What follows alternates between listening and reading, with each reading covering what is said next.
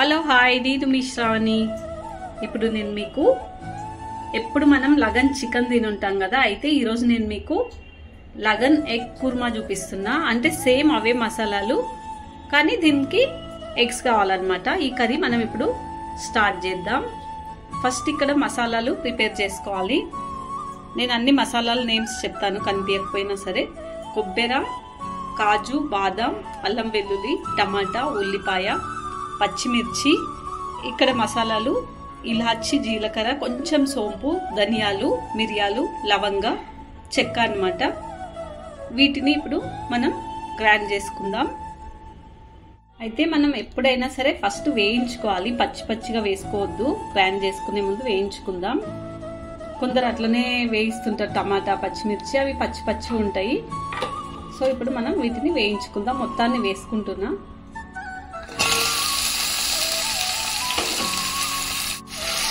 ఇట్లా వేయించుకుంటే ఏముంటుందంటే మనకు పచ్చి వాసన ఉన్న ఫీలింగ్ ఉండదు కర్రీ. ఇప్పుడు ఇందులో ఉప్పు, పసుపు,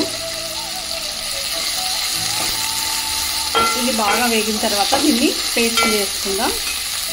ఇప్పుడు ఇది జార్లోకి వేసుకొని పేస్ట్ చేసుకుందాం.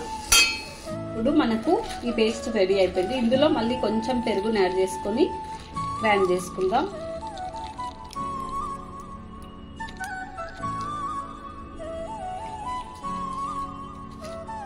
మనకు పేస్ట్ రెడీ అయిపోయింది. చికెన్ కర్రీకి కూడా సేమ్ ఇదే పేస్ట్ అనమాట, మనం లగన్ చికెన్ కర్రీకి.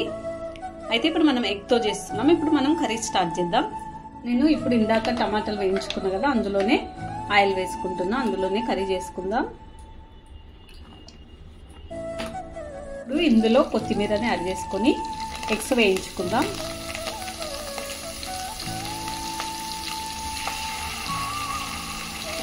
ఈ మొత్తాన్ని వేయించుకుందాం. ఎగ్స్ వేగిపోయినాయి. ఇవి ప్లేట్లోకి తీసుకొని మళ్ళీ మనం మసాలాని యాడ్ చేసుకోవాలి. ఇందులో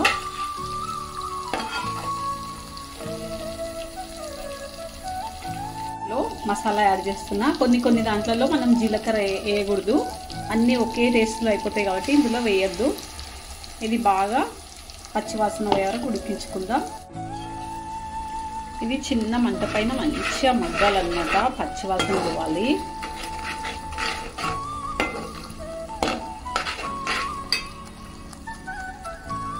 బాగా ఉడికిపోయింది. మనకు తగినన్ని వాటర్ యాడ్ చేసుకుందాం. ఇందులో సోంపు వేస్తే తీయగా అవుతుందేమో అని అస్సలు అనుకోవద్దు, ఎందుకంటే ఈ కర్రీకి అది కంపల్సరీ అవసరం కాబట్టి వేసుకుంటున్నాం. దీనికి మనకి ఎంత వాటరో అంత వేసేసుకోవాలి. కొంచెం రసం తినాలనుకుంటే ఇంకొంచెం వాటర్ ఎక్కువ. నాకైతే ఇంత సరిపోయింది. ఇప్పుడు ఇందులో ఎగ్స్ని వేసుకుందాం. ఇప్పుడు నూనె పైకి తేలే వరకు ఉడికించుకోవాలి. అండ్ మళ్ళీ కొంచెం కొత్తిమీర కాడలతో వేసుకోవాలి.